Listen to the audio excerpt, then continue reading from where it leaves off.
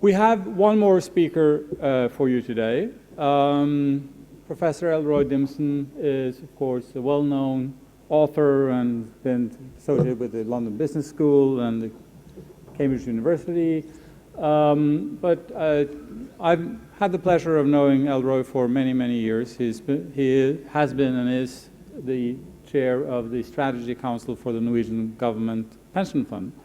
And I've been working, as some of you may know, on that fund for quite some time.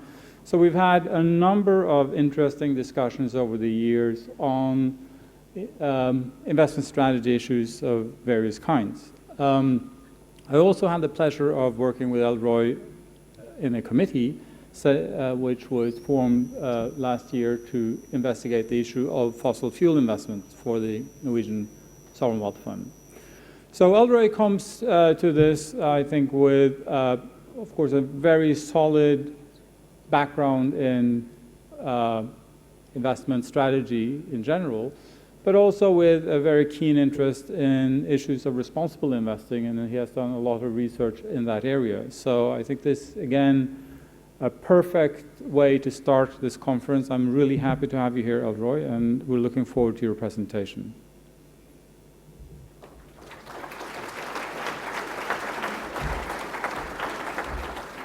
Oh, thank you. Like a few of you, but unlike most of you, I can say thank you, boss. Because I've worked with Martin over quite a long period. Let me explain a little bit about what I'd like to cover with you. I'm going to talk about investing for the long term. I'm going to split that up into general issues in terms of investing with a long horizon.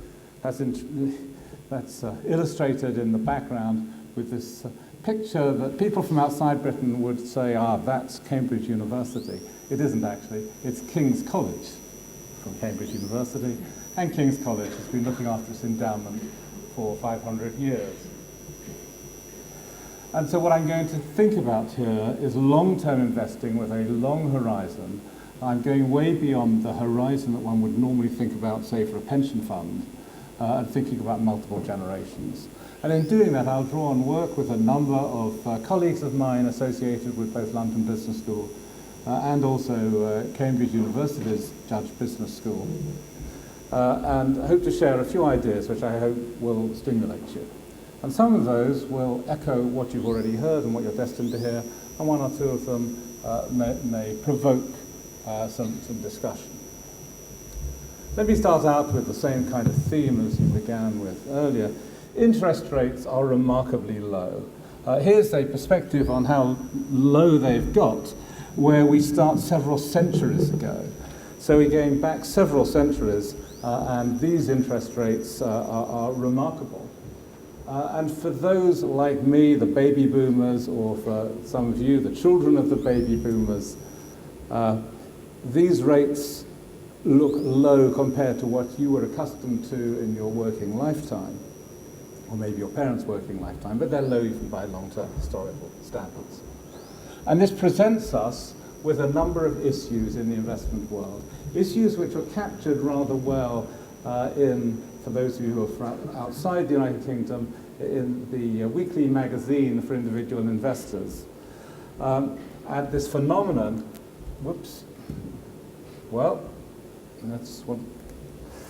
here we are, the cover of the Investors Chronicle a little bit earlier this year.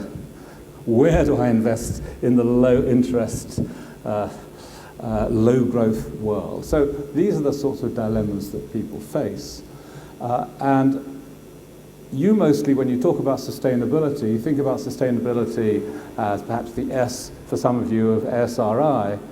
But before people were using sustainability in that sense, people were also talking about sustainable spending rules, how much from a long-term portfolio you could manage to spend each year without depleting the value of the portfolio which is left there for future generations. So here's a problem in terms of sustainable spending rules, which obviously links in some ways to other levels of sustainability. What I want to do is draw on a body of evidence And in doing that, I'll be using a database which I first compiled with my London Business School colleagues, Paul Marsh and Mike Staunton, for a book which appeared at the beginning of this century called Triumph of the Optimists. Triumph of the Optimists was a story as to how investors had performed in many different countries around the world over the long term.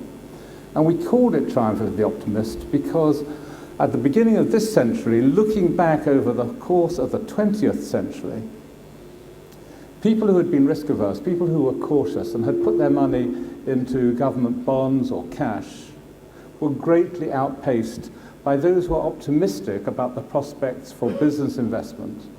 The optimists of 1900 were the people who thought it would be a good idea to invest in business.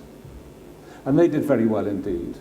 And so we have this study, which we now update annually. It comes out as a hardback book. It gives a record which we continually extend, not just with added years, but with other sorts of evidence, going from 1900 to now, the beginning of 2015. Using data year by year on the performance of stocks, of government bonds, of treasury bills or cash, of inflation, of foreign exchange or currency, and of economic growth as measured by GDP. We have now accumulated a very large number of countries that we look at. So there are now 23 countries for which we have evidence beginning in 1900 and rolling forward. And then we look at aggregates of countries. So we look at Europe, the world ex-US, or the total world portfolio. And then in this book we started out with various forms of analysis, and we've extended that since. So we look at global equity premiums. How much, country by country, would you have earned by investing in common stocks, in equities, in preference to low-risk government-issued securities? What were bond premiums? How much more would you have received over the long term by investing in long-term bonds rather than short-term bonds?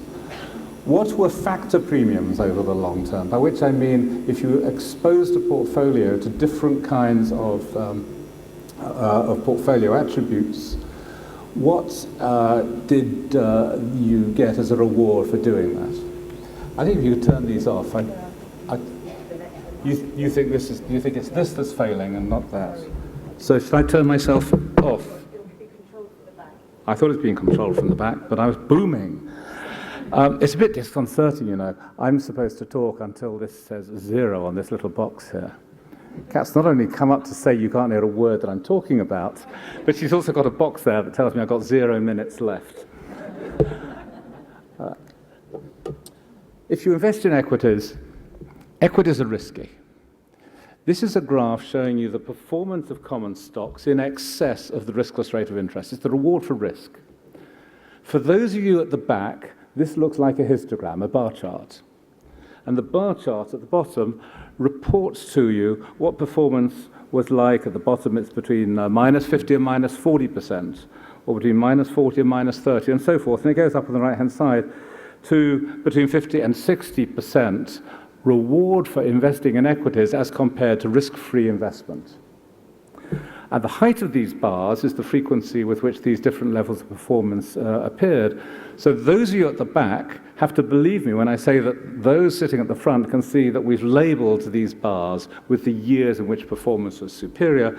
And near the middle and right at the top, you can see 2014. So that was a fairly middling year in terms of stock market performance relative to a risk-free investment.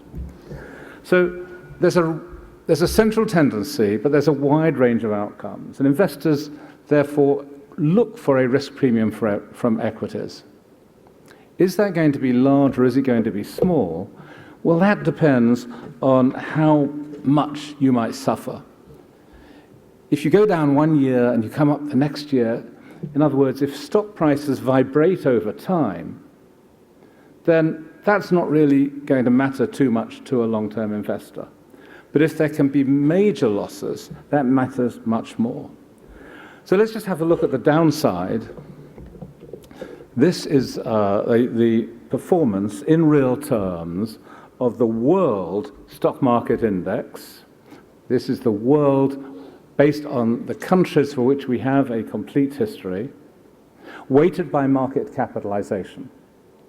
And so we've got all the countries which we have data. They represent something like 98% of the world stock market back in 1900 and about 85% today. And so you can see there have been good and bad times.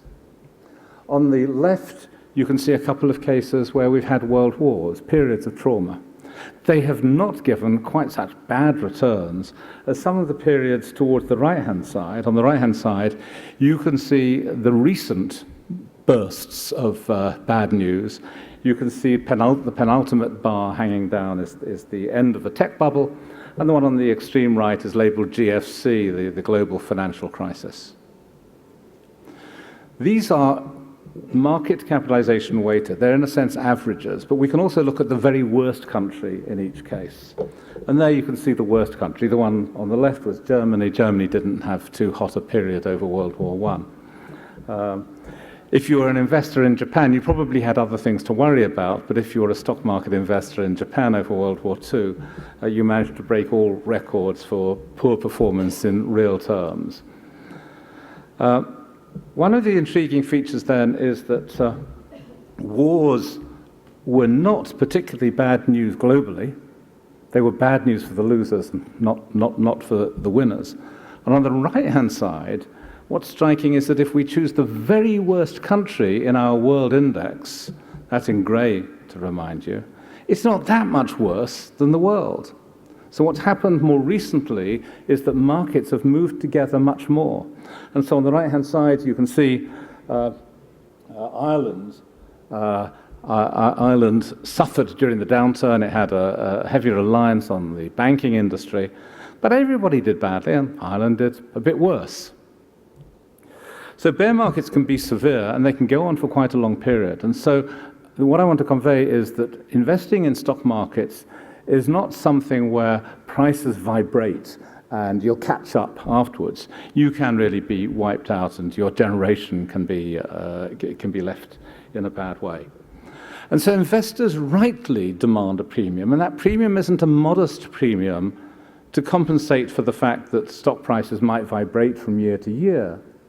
It's a premium to reward them for the fact that they may lose money at a level which is deeply painful for the endowment that they have for future generations, for the money they are saving to provide housing or a wedding for their children, or whatever the purpose is of their saving. Needless to say, I mean, it's not all bad news. I mean, I could also show you when there were periods of good performance, which are strikingly good. Typically, they start at the end of a really bad time. So when was the best performance out of all the countries for which we have a history? It was those who had the foresight to invest in the German stock market in 1948. And those made a fortune from doing that.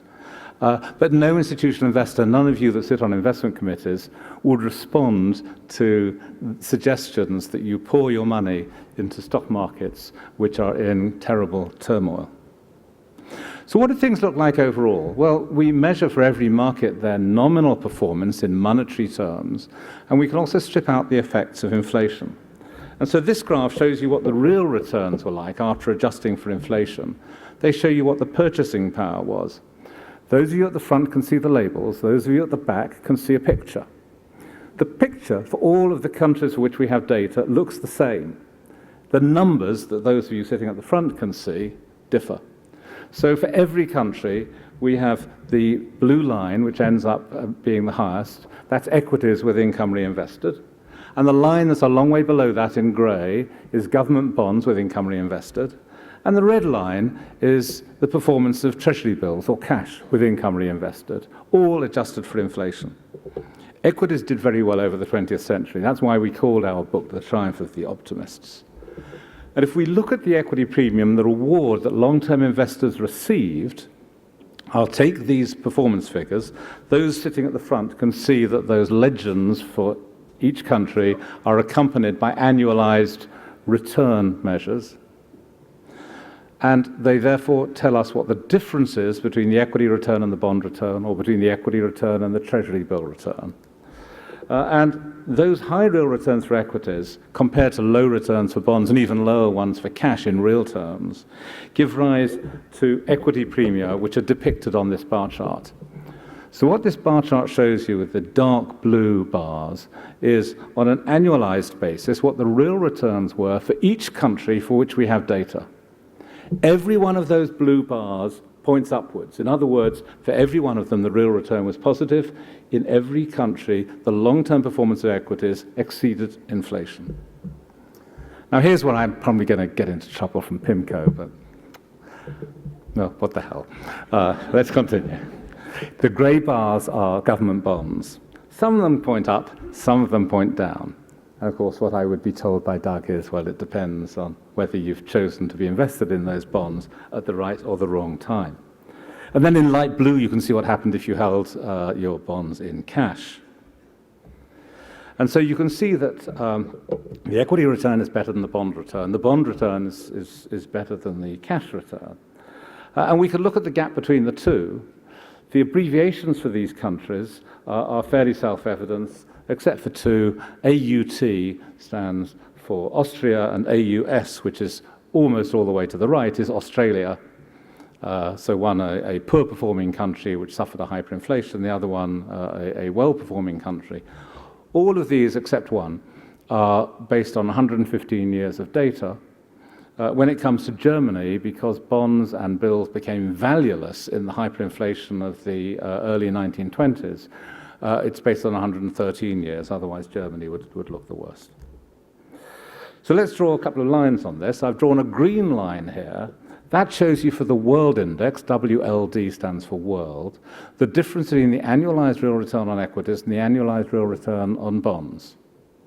And beside it, a red arrow shows you what the difference was between the annualized return on equities and the annualized return on cash. And so the difference between the two is of the order of 3 or 4%.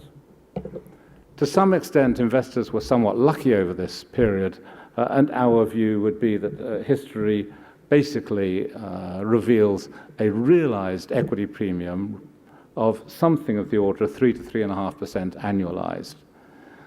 For those of you who are not investment specialists, that sounds like an awfully small reward for the risks of stock markets. But there is a saying which is probably incorrectly attributed to Albert Einstein, which is that the greatest force known to man is the power of compound interest. And a few percent per year longer more for a long-term investor makes a great deal of difference. So we've got this equity premium, and history will reveal to us something about what we might expect for the future in terms of the superior performance of equities. In terms of bonds, I think I'm telling a story which is similar to those you heard before from Doug.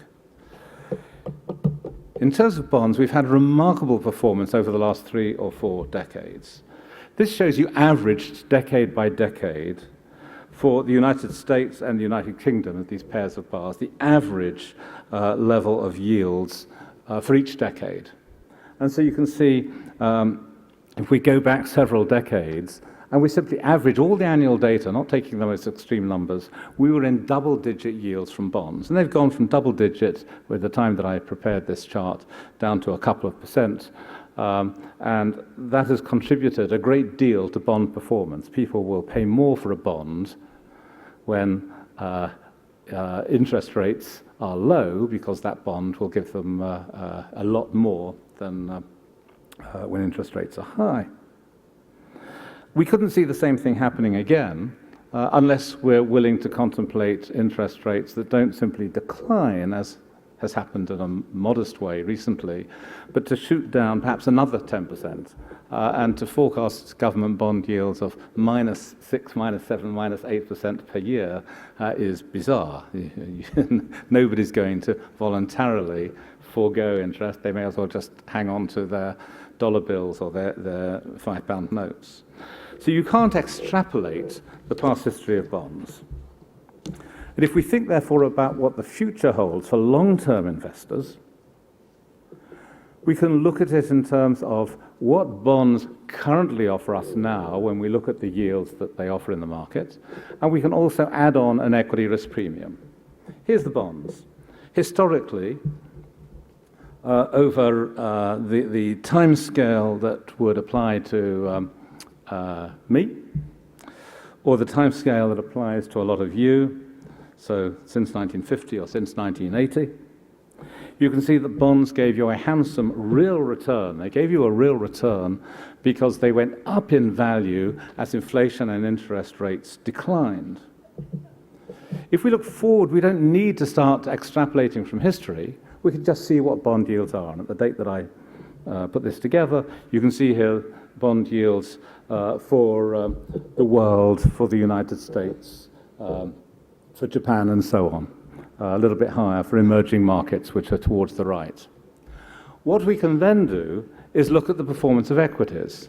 Historically, equities, which are in blue here, gave you even higher returns than bonds, although the margin of superiority is more modest for the millennials or children of the baby boomers than it was for the baby boomer generation. But if we're looking forward is the package on the right of bars, what you can see is that we add on an equity premium that reflects history, but we're adding that on to a low level of return, and so equities offer you less in the way of promise for the future. We should anticipate low returns. We're in a low return world. For those of you who represent asset owners, charities, educational endowments, and so forth, this makes life tough, especially tough for those that can't raise additional money. It basically means that you're going to have to spend less. That's going to be forced upon you if it hasn't already hit you. But what I also want to look at is whether responsible investing offers a solution. And so let me show you a couple of alternative views on responsible investing. Here's two lovely books. You may have come across some of them. Can you turn on the roving mic again and just give it a shot? Because I can't read the small print in front of me. Can you get this up for me? If you can turn it up, otherwise I'm going to shout. So, the book on the left here, it's by Peter Cameo. It's called The SRI Advantage: Why Socially Responsible Investing Has Outperformed Financially. And there's another book, which I rather like, by John Harrington, Investing with Your Conscience: How to Achieve High Returns Using Socially Responsible Investing. And now let me read two rather different books to you. I'll start at the right. Stocking Up on Sin, Caroline Waxler's book, How to Crush the Market with Vice-Based Investing. How to Crush the Market with Vice-Based Investing. And my favorite one, which is Dan Aaron's book, Investing in Vice, The Recession-Proof Portfolio of Booze, Bets, Bombs, and Butts. And so there's two different points of view. And the question which is of interest is, which view is correct? And can both views at the same time be correct? So I wanted to present no equations, no Greek characters with subscripts, but I want to present a stylized version of the way a financial economist might think about this. There are three motives for acting responsibly. And so here what I'm drawing on is the framework which is used by my colleagues associated with the Norwegian fund. Only people like Martin will tell you that when I use words like complicity, it doesn't sound right in English because it really captures the essence of it if I speak Norwegian. He does. I don't. Three motives. First of all, I want to talk about complicity. So one aspect of complicity is whether you feel uncomfortable receiving rewards for your investment fund which come from an activity that make you uncomfortable. So the question is, how do you feel if the good deeds that your charity engages in can be supported with greater expenditure if the money comes from, in part, an exposure to a Deepwater Horizon event? Or what would what would happen if you've invested in a clothing company, but you know that, in essence, some of the profits that you've drawn come from a Rana Plaza type investments, or a Bhopal, or as is the case in my case, I have some shares in Lonmin, a spin-off from the Lonro, Marikana. I feel less responsible because I share it with other people, but I still feel a little bit as though this was partly my business which was associated with shooting innocent demonstrators. And so, other things equal, I and many others would rather not feel that they have somehow been tainted by that ownership. And that can drive an investment strategy quite differently from a question about whether you can achieve superior performance or not. It's a different focus here. I said there are three motives. The second motive is influence. Sometimes you've got an opportunity to influence things. So here's one example. It's drawn again from my exposure to the Norwegian Sovereign Wealth Fund. And it's the case of their investment in Monsanto. Monsanto obviously is a huge processor of cotton, and there were allegations made by an NGO, or group of NGOs, that children were used in cotton picking. And so after a while, Norway decided through its ethics council to investigate this, and they sent investigators over to the cotton fields to see whether there were children who were picking cotton, whether the profits came from child labor. Tall, athletic, strong, good-looking, blonde Norwegians who strode through the fields and came back more or less saying, no kids working in the fields. But the NGOs actually looked at this very carefully. And they said, no, you're wrong. Monsanto said, we don't employ children and we don't do business with companies that employ children. But they said, they're in the fields. And after a while, instead of sending these fabulous-looking Norwegians, they got a group of wizened, suntanned, bent, local individuals to go into the fields. And the children kept picking, and these wizened Indians came through the fields. And only at a rather late stage did the owners of the cotton fields say, kids, come inside, you've got to go into the hut. And so there were lots of photographs to show exactly what was happening. Monsanto did not know that it did its business through employing children on a large scale, and were convinced by the owner of the assets, the partial owner. The outcome is, and it's very interesting to look at, that if you look now at the Monsanto website, you find that there's enormous commitments to child education, to providing schools, often in joint ventures with endeavors, some of which may even be represented here. So there is an opportunity for influence which asset owners have, and sometimes asset owners will know more than the board and the chief executive of the company. So it's an opportunity. And then the third one, which applies to the kind of large institutions I'm talking about, is attributable to British scholars. It's the notion of universal ownership, which was first formulated in an impactful way by Monks and Minnow. And the idea here was that if you own a bit of everything, then you really don't want companies making profits at the expense of other companies that make consequential losses. So if you are going to put effluent into the river upstream, and there's a workforce working downstream, really it would be better off if the effluent didn't appear upstream in the river for others to deal with downstream. And so if you have a diversified portfolio, Norway has of the order of 8,000 companies in its portfolio, but so will some of you. My grandchildren have shares in a Vanguard fund where there's 8,000 constituents. So you can be big as an investor, you can also be modest as an investor, and still have exposure to companies as a whole. And so typically people have thought about universal ownership as the big universal owners, funds which are so big that they can't avoid holding a bit of everything.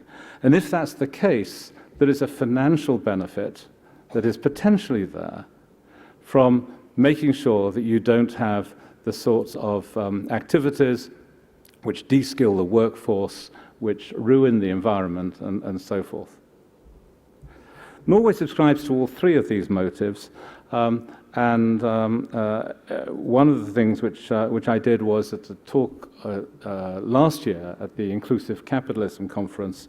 I had an article which appeared in the collected book of essays, which actually, to my pleasure, appeared, it surprised me, in Huffington Post 2 months ago.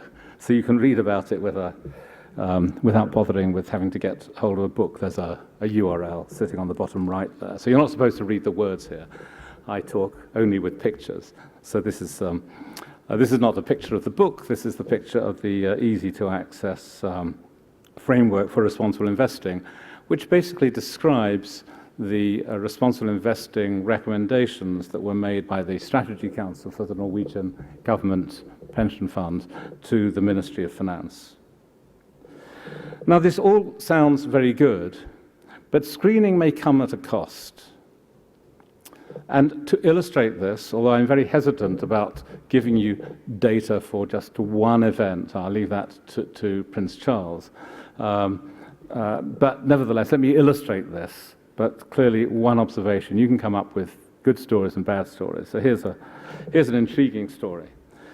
This is the performance of the Vice Fund in the United States, and at the same time, the Vanguard Fund that tracks the FTSE Social Index, rebased to exactly the launch date of the Vice Fund.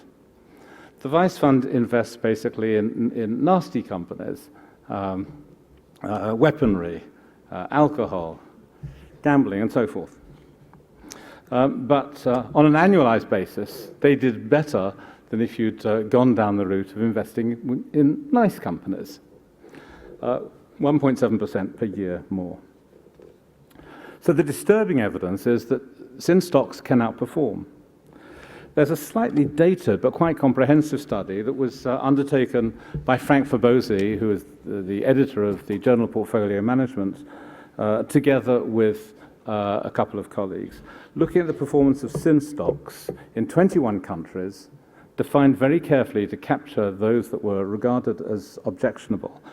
The length of these bars, so going out to the number that's on the right-hand side, is the return that was achieved by sin stocks in these markets. Some of them will be from the beginning to the end of their study. Sometimes the sin stock would cease to exist. And what they've done is to match this exactly with what happened to the market index.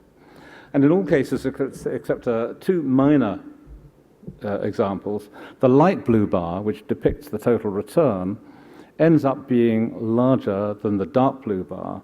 Sin stocks did better than the market. And so sin investing has been associated with superior returns. Many of these are companies that some of you might be uncomfortable investing in. Now, why might this emergent observation come about? I think it's us that are to blame, responsible investors, at least partly to blame. So if enough investors avoid vice businesses, then their share prices, if conscientious, responsible investors have an impact, will be depressed.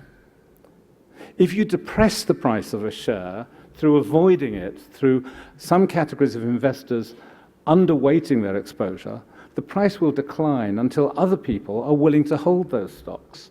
So they will then offer the prospect of higher returns to those who are less troubled by these ethical considerations.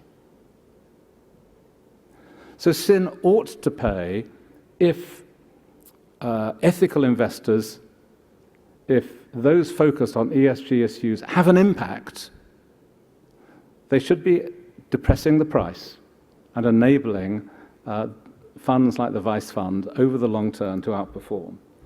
There could be another explanation for these performance differences.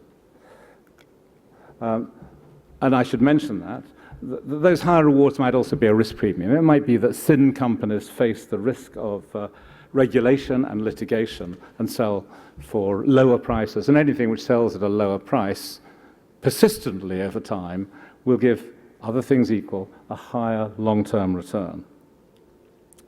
Well, to look in a little bit more detail at this, my two London Business School colleagues and I created, at the turn of this year, sector indices for the US and the United Kingdom. So here you can see, it's important to notice that the vertical axis here is a logarithmic axis. Every time you go up one bar, your money is multiplied 10 times over. And so you can see here all of the industries for which we were able to compile a 115-year record. Sometimes it needs a little bit of creativity to do that, because telecom companies today don't do quite the same thing as telegraphy firms did back in 1900. So we make some compromises. You can see there's a wide range of performances, enormously wide. Let me pick on the market, which is the line in dark red. I have my association with Cambridge, so I'm told I should describe it as a claret color. Let me just... There's the claret color. And at the top, you can see the best performing sector. The best performing sector was tobacco. So tobacco has persistently tended to trade at a lower price in relation to dividends than other nicer, in quotes, companies, and over the long haul that has led to a larger return. Let me show you the UK. The same sort of story, starting in 1900, all of these sector indices. Now let me pick out the dark red one. We've got a wide dispersion if we look at all of these different institutions, but the dark red one is the markets, and the best of these sectors was alcohol. Why do we not show you alcohol for the United States? We don't have a complete history from 1900 because of the Prohibition era. Why do we not show you tobacco for the United Kingdom? Again, we're not cheating. That we didn't have tobacco from 1900. It started later, started in 1919, that index. But they tell similar stories if we look at alternative start dates. So we've written up some of this, and you can read more on our analysis in this yearbook. We've got an article on responsible investing, which I've drawn on quite a bit. Let me show you a little bit more in terms of the impact of engaging with companies. I'm going to just jump past to looking at another body of research which I've undertaken, which is looking at what the performance is, stripping out the impact of the market to look at the performance of stocks where there's been engagement with the company. So this is the return to investors for investing in companies where there's engagement with the investee company. If we look at all companies that are engaged, then there's a small worthwhile performance uplift. If you look at those that were engaged where the milestone that was set before the engagement was realized, that's 18% of all engagements, performance is strikingly good. And if we look at the cumulative performance of companies where the milestone wasn't achieved, their performance is very close to neutral. So we've written a lot about this, and you can find this evidence on SRI engagements in an article which has just appeared on the Review of Financial Studies website. You can either Google for it or look at the address in the bottom right-hand corner. Let me conclude with a picture and a few words. Some of you may remember, they typically weren't in color, mostly they were in black and white, a certain washing powder that used to have a series of adverts on television, which lasted for about 30 years. And so what you'd have was people who would welcome the kids home. Kids would come in all muddy, and then you got out the washing powder, and the muddy children would then emerge with bright, shining shirts, and they looked really clean. The economist Sébastien Puget, a French economist, has used this as a kind of analogy, not with this picture, but used this as an analogy. So he refers to the washing machine model. So what responsible investors can do is they can avoid companies, they can engage with companies that they're holding for the long term, and there's one other option. You identify a company which could be cleaned up, you clean it up. Responsible investors, some of them don't like irresponsible companies, so the cleaner the company, the more people are willing to pay. The engagement pays off, but it's very small if that's all you do. If you then move on to engage with other companies, this provides an opportunity for continuing outperformance. So to summarize, I've looked at expected returns with you. Investors must adjust to living in a low-return world. I've talked a bit about exit from stocks. And exiting from stocks can depress the price of those stocks if investors in aggregate don't want to hold them unless the price falls to a level at which some will overweight their exposure to those companies. And that creates an opportunity for sinful investors to outperform. Or you could use voice to engage with companies. The use of voice as a weapon is for skilled owners who can engage with companies and persuade them to improve their practice, and that on average appears to be followed by share price gains. And finally, you can run the washing machine. You can invest in less responsible companies and clean up the business, and then move on to the next clean-up opportunity. I think you can tell from the way that I presented this that I think that continued engagement is a much better way forward than simply exiting, divesting, avoiding companies whose activities displease you. Thank you. I've taken a bit longer than I planned, but the problem now is Martin's.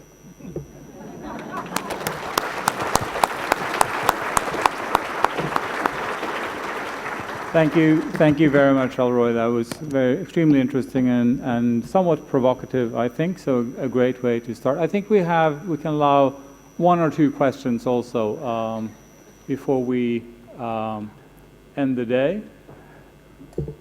I have the lights in my eyes, so it's difficult to see, but or are you all just very...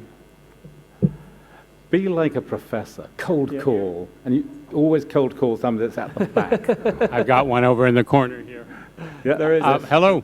Thank you very much for a fascinating presentation and a great Can you tell me who you are? I'm Tim Smith. I work in Boston with Walden Asset Management, longtime member of PRI. And I think your approach of saying let's be active as a washing machine and use our voice and power, terribly important. But I did want to just highlight your comment that investors who seek to lower returns by selling the stock might be causing a problem. I don't know, and I've been working in this space for 40 years, that we've ever argued that by selling shares, we were doing it to lower returns. And if we argued it, we were probably wrong because it wasn't successful. So I would just suggest that might be worth a little bit more scrutiny on your side as you lead us to using our voice and our washing machine power a little bit more strongly. The observation that I'm making is that if widespread, avoiding companies that are offensive to many people must drive down the price. The question is how many people need to be offended. So I dare say that if that Nevada brothel that has a listing was doing something that was really cuddly and that you really want, well, that's a bad word to use, that was really appealing to you, that it would, for its projected cash flows, sell at a higher price. Yeah. But people might take the same view on tobacco. The abhorrence for tobacco has had an impact. And for those who are thoughtful about what the avoidance of certain fossil fuels, coal companies might do. It's not particularly a question of complicity. In other words, if Norway sells its holding in coal mining companies and they are then bought by, say, the Chinese sovereign wealth fund, nothing much has really changed, Right. unless so many people don't want a particular category of stocks. That drives down the price. If it drives down the price, the cost of capital for the company is higher. The benefits to executives in terms of compensation payments are lower. But I don't mean that you deciding to sell, if you're Right. as you are a modest-sized investor compared to some of the huge asset owners here. Right. I don't mean that I will do have take the same impact. your point. I do take your point that in theory it could drive the price down. I'm just suggesting that most of the motives of the divesting public, whether it's a Norwegian fund, or whether it's a Dutch pension fund, or whether it's a foundation in the U.S., isn't to drive the price down. And secondly, I think I'm challenging you to make sure that we can point to examples where actually the price was affected by divestment, because I don't think it was on tobacco, I don't think it was on Sudan, and it wasn't on South Africa. It didn't affect stock price. Well, the classic paper, which is now a little bit dated, is by Hong, who's at Princeton, and Kasperczyk, who now is at Imperial College in this country, who looked at what they call the triumvirate of sin over the long term, and examined the many different dimensions on which those companies were valued. And so they had outperformed, and the question was why, and the answer is that on average, people were willing to pay less for alcohol, less for tobacco, and less for armaments than they would for an average US-listed company. Thank you. Very interesting. That's as much as I can do, but it's work. Kasperczyk is a bit difficult, but try Googling at first for Harrison Hong, H-O-N-G. One final question.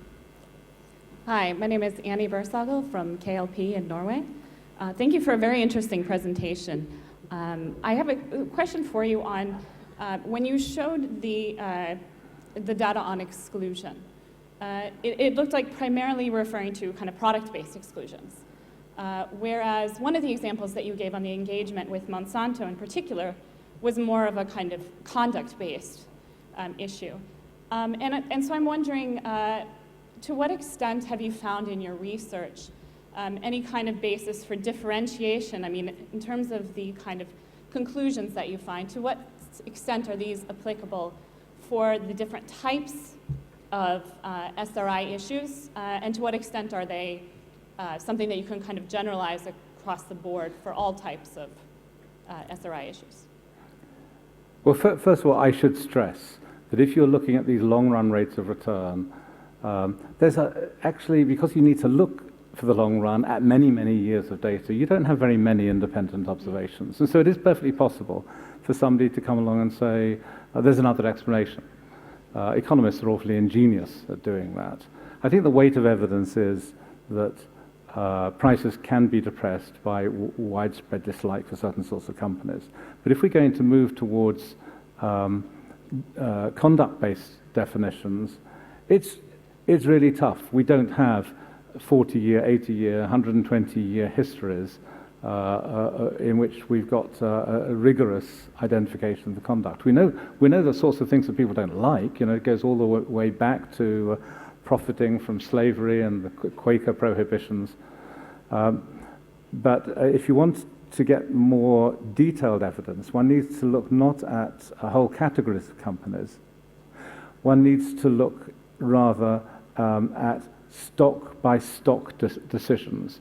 The database which I had the good fortune to be able to analyze was a company which had a very long history of investing in individual stocks and then engaging with them, and where we had a point-in-time database.